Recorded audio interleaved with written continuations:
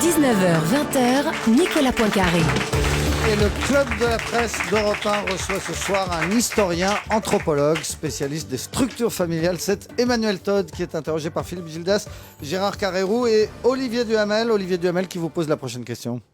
Oui, pardonnez-moi, je vais vous poser une question qui risque de ne pas vous plaire. Je suis ici ce soir à la demande d'Europe 1 alors que ça n'était pas prévu. Et ma question ne porte pas sur l'histoire des structures familiales, mais sur la politique française qui ne vous intéresse pas, mais qui quand même fait l'actualité depuis 48 heures, c'est-à-dire l'affaire dite Fillon-Jouillet. Je pense qu'il est avéré que Jean-Pierre Jouillet a menti, comme il l'a avoué, par son démenti. Fillon l'a bien sollicité, dit-il.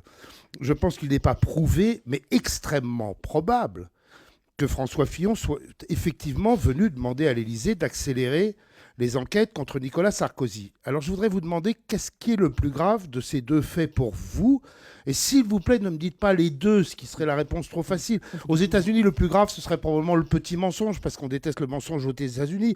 D'autres estiment que le plus grave, c'est quand même que l'ex-premier ministre d'un président membre du même parti que lui demande à ses opposants politiques d'accélérer les procédures. Quel est le plus grave pour vous ? Emmanuel Todd. Alors écoutez, en fait, j'ai suivi, ça a fini par m'intéresser quand même. Je suis un citoyen français. Je viens de lire un papier du Point qui dit qu'en fait, on sait quand même que c'est Jouillet qui a demandé à voir Fillon. D'accord ? Donc, au stade actuel, on ne sait rien sur ce qu'a fait Fillon. On n'a aucun document. On a, en fait, ce qu'on a, c'est une discussion entre Jouillet et les gens du Monde. Tout à fait. Donc c'est vraiment ce qu'il y a. Donc, en fait, l'histoire, ce qu'ils ont pu dire dans ce déjeuner ne m'intéresse pas du tout. Et ça m'aurait paru tout à fait de bonne guerre que Fillon demande je ne sais quoi. Enfin, tout ça, je veux dire, ils sont tous en train de prendre des airs de pucelle effarouchés. Je veux dire, pour des choses complètement banales. Mais par contre, j'ai vraiment complètement fini... banal, vous y allez un peu fort. Non, je veux dire, par rapport au fait, je veux dire, de ne rien faire sur le plan économique, à un moment donné où tous les gosses, les jeunes, sont en train de crever en termes de marché de l'emploi ou de taux de salaire. Oui, vous voulez dire secondaire. Je trouve ça vraiment... Oui.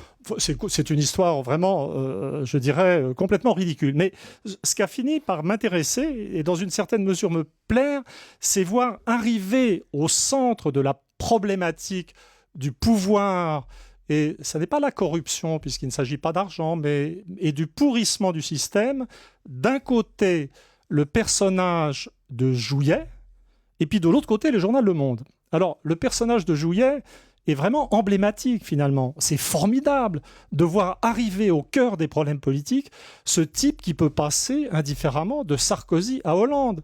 C'est un formidable révélateur de la réalité du système et du fait que le système électoral existe, que les gens peuvent voter, mais que ce qui se passe, je veux dire, ne sera pas ce que veulent les électeurs. Pardonnez-moi, Emmanuel Todd. Emmanuel Todd, est-ce que vous permettez juste non, mais question, vous me posez une question avec l'air de dire que je ne vais pas savoir quoi répondre. Mais si, mais vous savez très bien, vous répondez magnifiquement. Oui. Mais ce que vous dites là n'est pas nouveau. Non, je veux dire, Edgar Faure, il était opposé au général de Gaulle, et puis finalement, il est devenu son ministre. Bruno Durieux, il était centriste. Ça se passait. Non, je suis désolé, ça se passait à l'époque des 30 Glorieuses. Il y avait un taux de croissance formidable. Les jeunes n'étaient pas menacés par le chômage. Il n'y avait pas de scandale. Vous voyez, c'était une époque complètement différente. Mais je voudrais quand même terminer. Jouillet, alors, en plus, ça me plaît beaucoup parce que je trouve qu'il a peut-être c'est pas gentil de dire ça, mais je trouve que son visage un peu spécial exprime assez bien l'esprit de la période. Je laisse les gens spéculer là-dessus. Alors, la deuxième chose qui est vraiment intéressante, c'est de plus en plus, c'est de voir finalement Le Monde, le journal Le Monde au cœur de cette affaire, quand même. C'est des journalistes du Monde, c'est Le Monde. Et en fait, de plus en plus souvent, dans mon travail d'analyse, d'enquête, je rencontre le journal Le Monde comme un problème. On parlait tout à l'heure comme un problème pour la démocratie. Je vais vous dire, on parlait de la Russie tout à l'heure. je suivais l'histoire russe et je peux dire, j'ai vraiment suivi cette histoire ukrainienne avec désespoir et le monde n'était pas sur la même ligne. Ça, on peut comprendre. Non, c'est pas qu'il ne soit pas sur la même ligne. C'est-à-dire que vous preniez Le Monde sur l'affaire ukrainienne, donc j'étais forcé de lire tous les matins. Moi, je ne lis plus Le Monde sur Internet, mais tous les matins, je regarde, c'est une habitude que j'avais prise. Je lis les journaux anglais, je lis le Guardian, je lis le Telegraph, un petit peu moins The Independent, je regarde le New York Times, je regarde le Washington Post sur Internet. Et si vous prenez l'affaire ukrainienne, je veux dire, la presse anglo-saxonne était déchaînée contre la Russie. Je veux dire, ça fait bien quand même. Mais vous aviez les faits. Quand il y avait un problème, quand on se posait des questions sur qui avait réellement tiré à Maïdan, la question a été posée par le Guardian, qui était russophobe totalement. Donc les anglo-saxons, la presse anglo-saxonne, ils sont partisans, mais ils gardent le respect des faits. Et tout ça était masqué dans Le Monde. Ça n'apparaissait jamais. Donc vous avez ce genre... Et là, nous retrouvons... Et la question... Et en vérité, le problème, c'est de savoir là s'il y a une magouille aussi entre Jouillet et les gens du Monde. Le Monde a publié un portrait... d'après ce qu'on m'a dit, je ne l'ai pas lu, mais dithyrambique de Jouillet, de son couple, etc. Donc il y a un rapport particulier. Il y a un rapport particulier entre Le Monde et Jouillet. C'est un sujet dont je ne suis pas spécialiste, mais c'est des questions, je dirais, qu'il faut régler. Et j'ajoute, donc, qu'est-ce qui se passe actuellement? On parlait tout à l'heure, ou plutôt je parlais, de la façon dont l'élite du pouvoir, dont l'establishment, le village, le milieu, ne réagit plus aux sollicitations du corps électoral. Ça veut dire qu'on est passé en régime oligarchique. Mais il est évident que dans un régime oligarchique où les problèmes se règlent dans une petite sphère, etc., le journal de la petite sphère, ce qu'est Le Monde, qui n'est plus lu par grand monde, par beaucoup de gens, c'est quelques centaines de milliers d'exemplaires, etc., je veux dire, devient une composante lui-même de l'oligarchie. Donc il y a vraiment un problème qui est posé par ce journal, par sa capacité de... Je ne sais pas comment dire, je ne veux pas être accusé de diffamation, etc., mais je pense qu'il y a quelque chose d'individuel. Et j'ajoute quand même que c'est quand même...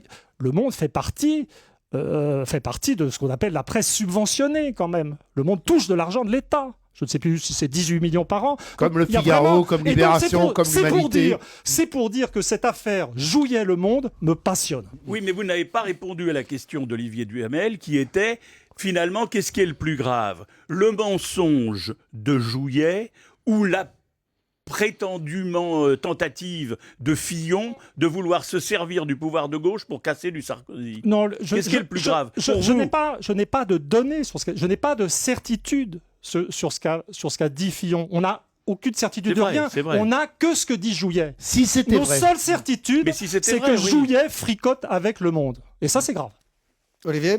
Non, si c'était vrai, là, je comprends que votre obsession soit de taper sur Le Monde, mais quand même, répondez-nous. Non, j'ai tapé sur beaucoup de gens ce soir. Ouais, vous tapez sur tout le monde. Mais si c'était vrai... mais si vous voulez, je peux vous donner les noms de tous les historiens que je respecte. Hein. Oui, je les ai pas entendus. Non, mais Olivier Duhamel vous dit, si c'était vrai que François Fillon ait demandé à Jean-Pierre Jouillet de taper sur Sarkozy. Mais honnêtement, je dois avouer que c'est faire que les gens, je ne dis pas que c'est bien, mais je dis que les gens qui font comme si c'était absolument incroyable que ces petites combines ou tentatives de combines existent dans le système qu'on a actuellement, je veux dire, c'est vraiment... Je répète, c'est des cris de pucelle effarouchés. Mais là, j'arrive pas... Est-ce que vous vous rendez compte que vous faites le jeu... Franchement, là, vous faites le jeu parfait du Front National. On parlera peut-être du Front National. Mais non, mais je vais vous dire pourquoi vous faites le jeu du Front National. En renvoyant aux petites combines, ce que vous appelez les petites combines, on appellerait ça autrement les liaisons dangereuses ou les connexions entre ces gens qui sont d'un côté puis qui sont ministres de l'autre, etc. Vous soulignez exactement ce que Marine Le Pen et son père déjà avant elle, il appelait ça différemment, appelle l'État UMPS. Les gens, ils se disent effectivement, ils sont tous copains, ils déjeunent ensemble, ils se demandent des coups de main. C'est ça que vous venez d'expliquer. Mais écoutez, je veux dire, il y a une phrase célèbre, utilisée 1000 fois. C'est pas parce que Hitler disait que l'Angleterre est une île que l'Angleterre n'était pas une île. Vous voyez, il y a une réalité. Je suis navré. C'est-à-dire que seul le Front National, il n'y a pas que le Front National d'ailleurs, je suis navré, le premier, de la position que le Front National a fini par occuper dans le dispositif politique idéologique français. Mais quand même, vous n'allez pas dire que c'est ma faute. Mais non, mais il dit la même chose que vous, quand il dit en gros tous pourris, tous complices. Mais si c'est vrai, qu'est-ce que vous voulez que j'y fasse? C'est pas ma faute. Eh bien, parce que sur cette histoire, vous pourriez dire ce que vous ne dites pas, que c'est consternant de voir l'UMP dans cet état de division parce que dans une démocratie, un grand parti d'opposition a besoin d'un minimum d'unité. Et vous pourriez dire, ce que vous ne dites pas, que bien sûr cette histoire a des aspects déplorables, mais qu'au moins, jusqu'à preuve du contraire, en tout cas, il n'y a pas eu d'intervention du pouvoir dans les procédures judiciaires et que c'est une bonne chose. Donc il y a beaucoup d'autres choses que vous pourriez dire, mais qui ne seraient pas toutes négatives pour ce que vous appelez le système, le milieu, le village. Et vous ne dites que ce qu'il y cogne. Non, pour moi, alors, si on va au bout du bout, pour moi, je veux dire, toute cette histoire, c'est le théâtre de l'establishment. C'est pour amuser la galerie. Je veux dire, on en fait un fromage, le monde en fait un fromage.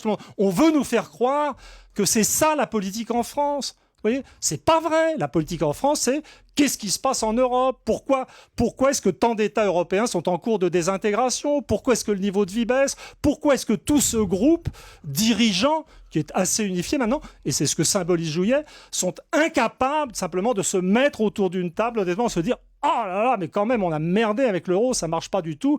Il va falloir sortir de ce merdier. » Ça, c'est grave. Pour moi, c'est vous qui êtes grave sur le plan démocratique, qui êtes là à nous emmerder avec une petite histoire stupide de combine politique et à ne pas parler, à refuser de parler de la principale raison pour laquelle la France va si mal. C'est vous qui êtes responsable. Alors, je ne sais pas à qui s'adressait ce vous, si c'était à Gérard Carrero ou à Philippe Gildas. C'est à Duhamel que je parlais. Ah, c'était à Duhamel. Duhamel va vous répondre juste après une pause. On va aussi entendre la première réaction de Nicolas Sarkozy à cette affaire Fillon-Jouyet. C'était il y a quelques minutes lors d'un meeting à Caen. À tout de suite.